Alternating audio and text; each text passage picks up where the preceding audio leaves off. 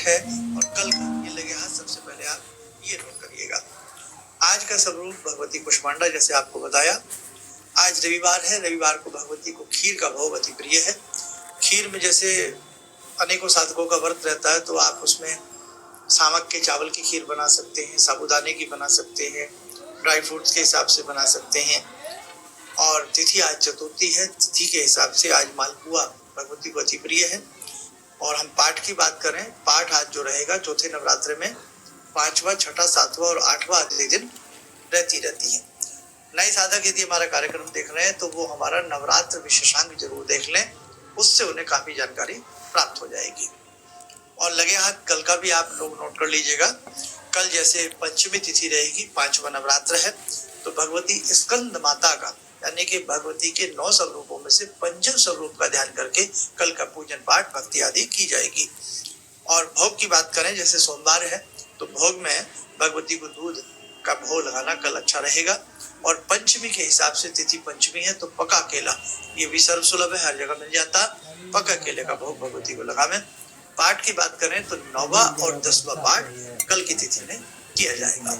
तो और नवमी इकट्ठी है, तो जो नवमी करते हैं उनके लिए भी अच्छी बात है, जो अष्टमी करते हैं वो तो है ही बहुत अच्छा। तो अष्टमी और नवमी की एक संयुक्त बेला में हम अच्छे से कन्या पूजन करें। कन्याएं कम से कम 3 हो, 5 हो या 9 हो, और एक उनमें बटुक बिठाया जाता है। तो बहुत अच्छे से सबका तिलक आदि करके आप उनकी भक्ति भाव के साथ पूजा करें।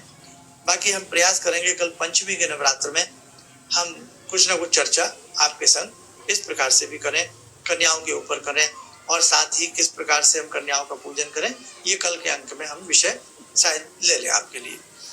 अब हम बात कर रहे थे संपुट पाठ की। संपुट पाठ क्या होता है? जैसे एक मंत्र है कोई भी, उसके ऊपर मंत्र जोड़ना और उसके नीचे मंत्र पढ़ना, ये संपुट विधि होती है। अब हम दुर्गा सप्तशती में ऐसे बहुत साधक हैं जो 13 के 13 अध्याय प्रतिदिन पढ़ते हैं। 13 के 13 अध्याय। तो आप कभी जीवन में एक बार जरूर ऐसा करिएगा कि 13 के 13 अध्यायों में आप गायत्री मंत्र का संपुट लगाइएगा। फिर देखें, हालांकि पाठ काफी बड़ा हो जाएगा, लंबी पाठ हो जाएगा, लेकिन आप देखना 9 दिन में आपको वो अलौकिक शक्ति प्राप्त होगी कि आप दंग रह जाएंगे। या कभी अपने घर में अच्छे कोई कर्मकांडी ब्राह्मण हो जो वास्तव में बहुत अच्छे से आपको लगता है कि हाँ भाई मेरे मनो अनुकूल, यानी कि बहुत भाव के साथ आपके घर में यदि पाठ संपुट विधि से गायत्री मंत्र लगा करके हो जाए तो बारे के न्यारे होते हैं। अर्थात कहने का भाव, भगवती गायत्री प्रसन्न होती हैं और भगवती सावित्री प्रसन्न होती हैं, यानी कि दोनों मुख्य धाराओं का पाठ, सावित्री और गायत्री। आप कभी जीवन में ऐसा जरूर करना। अब इसका एक मैं आपको बहुत लघु और आसान तरीका बता देता हूँ।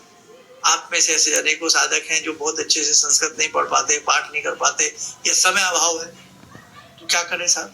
इसलिए मैं गायत्री पर जोर रखता हूँ। गायत्री मंत्र और फिर नवारण मंत्र।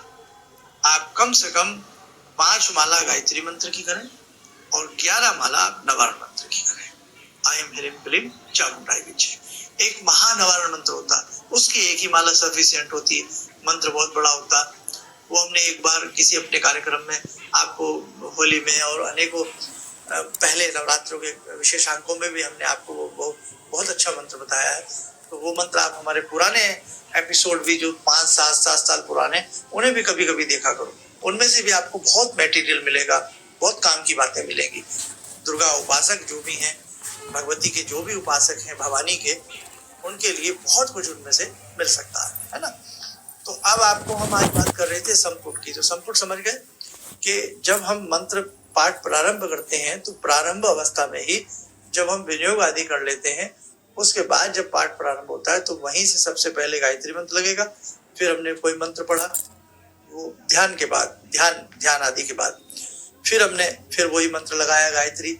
फिर हमने अगले मंत्र से पहले गायत्री लगाया, फिर उस मंत्र के बाद फिर हमने गायत्री लगाया। तो इसको संपुट विधि कहते हैं। और बाकी आपके आसपास कोई भी जो इन सब बातों को बहुत अच्छे से जानते होंगे, वो आपको और अच्छे से पास बिठा करके समझा देंगे। क्या बिना व्रत के मेरी दुर्गा उपासना फलीभूत होगी? एक सवाल है। तो बिल्कुल होगी साहब। भगवती ने कभी नहीं कहा कि आप बहुत ज्यादा भूखे रहिए, बस आप व्रत रखें तो भाव से रखें, पूजा करें तो भाव से करें, भाव बड़ा है, बड़े भाव से ही भक्ति होती है साहब, है ना। तो श्रीमद् देवी भागवत में तो जब भगवती के स्वरूपों का वर्णन किया गया है, अंत में जाकर के उनको गायत्री स्वरूपा बताया गया है।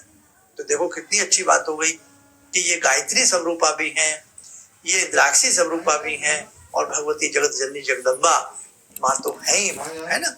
छत्रपति शिवाजी की भवानी है ये। तो कहने का भाव, नव दुर्गाओं में ये बसती हैं, सिद्ध पीठों में इनका पहरा रहता है, ये सिद्ध पीठों में वास करती हैं, ये शक्ति पीठों में वास करती हैं, और उसी के साथ साथ दशम महाविद्याओं में ही वास करती हैं। जगत जननी की साधना उपासना वर्ष में 4 बार होती है, वो भी 9 दिन के लिए होती है।